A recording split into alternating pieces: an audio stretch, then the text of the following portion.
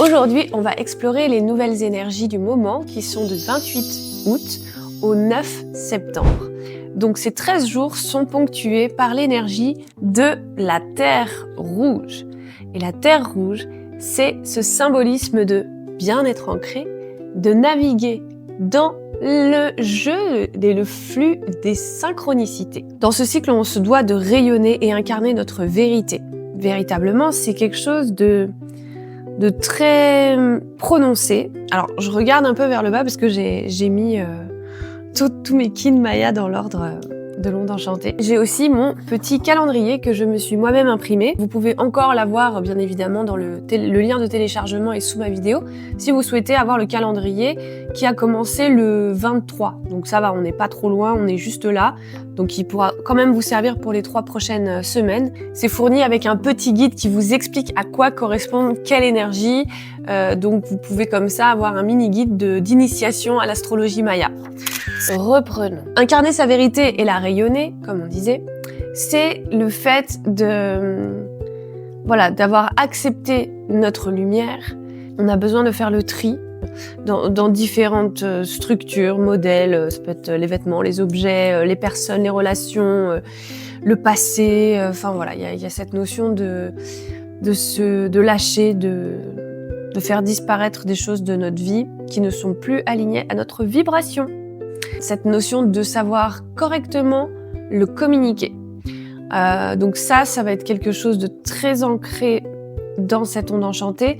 C'est le fait d'exprimer véritablement nos besoins, exprimer notre vérité, exprimer notre authenticité, la rayonner au maximum sous tous ses aspects.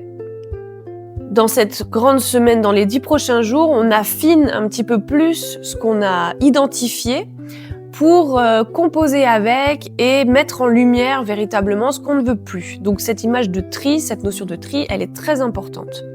Et après, dans la semaine qui suit, on va se mettre à les transformer, à alchimiser pour aller vers cette lumière profondément.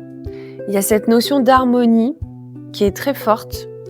Et c'est aussi comment trouver cette harmonie avec ce qu'on veut réaliser, ce qu'on a réalisé, ce qu'on veut mettre en action. Et il y a encore des peurs à transmuter, à nettoyer. Parce que j'entends le mot peur qu'il faut quand même, d'une certaine manière, affronter. Le choix qui a été fait, parce qu'il y a encore cette notion de choix. Le choix, il a vraiment été fait, mais là, il s'affine.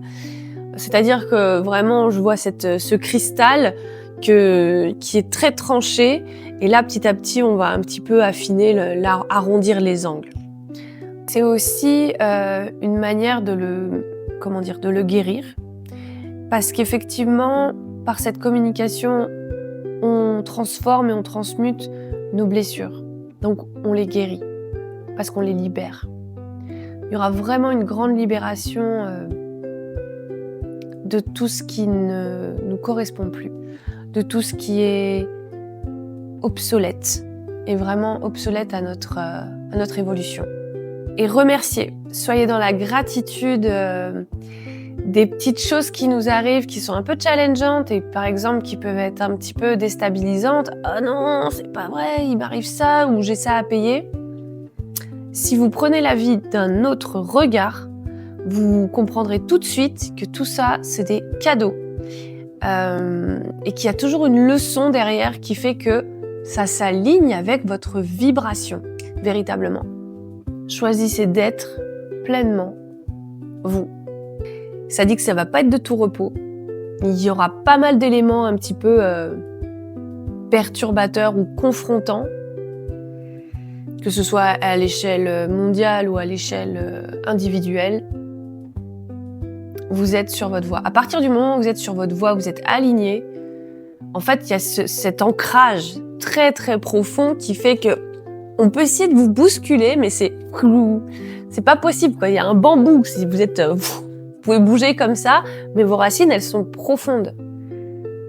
Et on peut pas vous faire chavirer. Ça dit que vraiment, c'est une belle décision que vous prenez, car cet engagement, vous allez l'honorer pour les prochaines années.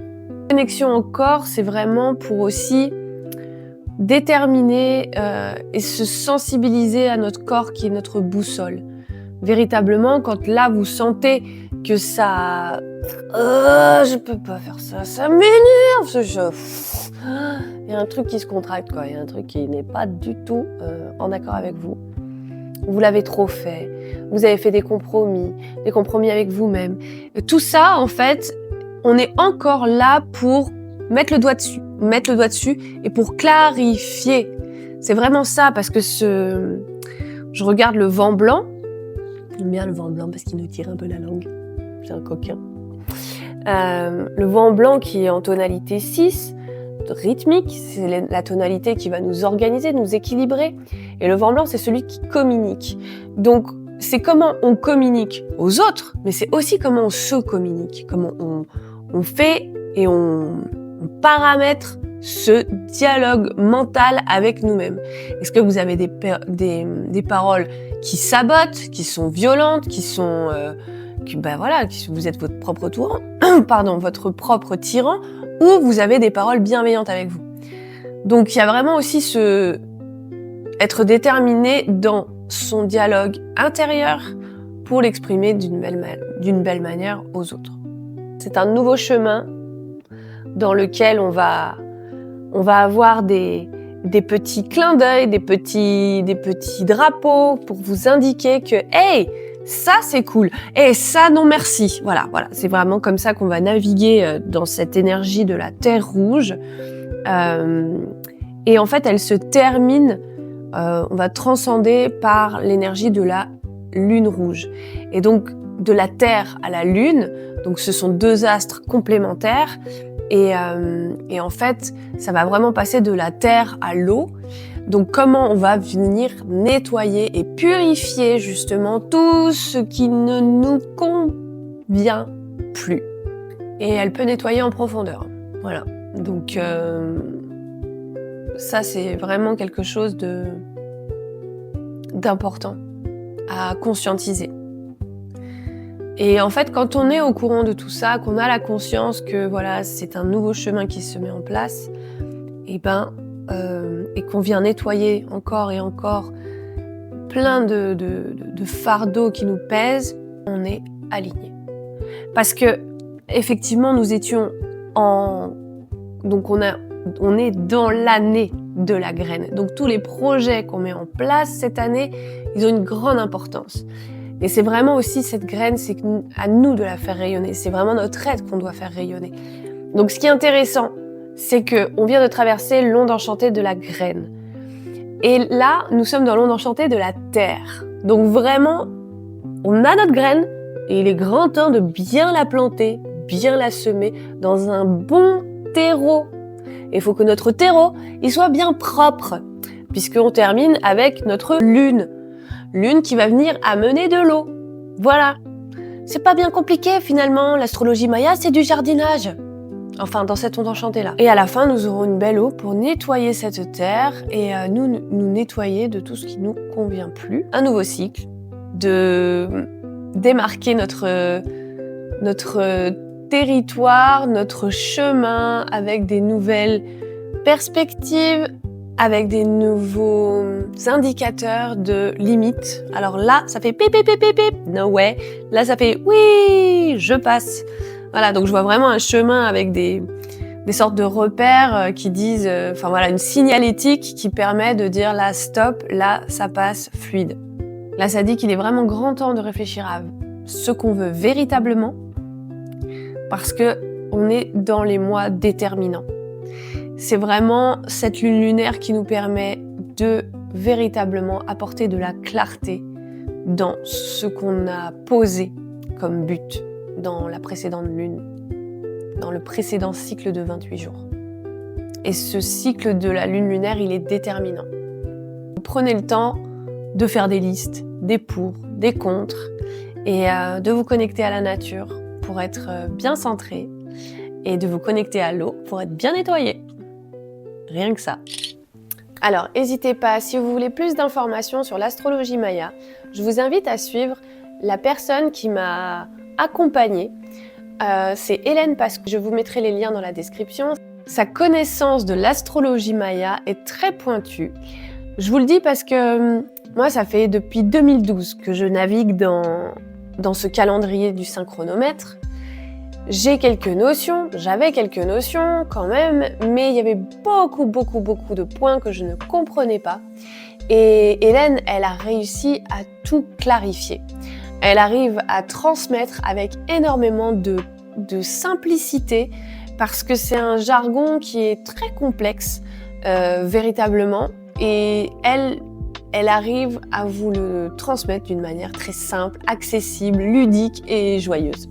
Donc je vous invite à aller suivre ce qu'elle fait sur sa page Insta et sa chaîne YouTube. Donc ça a été une rencontre extraordinaire et encore merci Hélène pour tout ce que tu partages et comment tu apportes de la simplicité pour comprendre l'astrologie maya. Vous pouvez la contacter aussi pour tout ce qui est la lecture de thème, votre oracle de destinée, votre onde enchantée. N'hésitez pas à me contacter si vous voulez une guidance akashique ou mayakashique.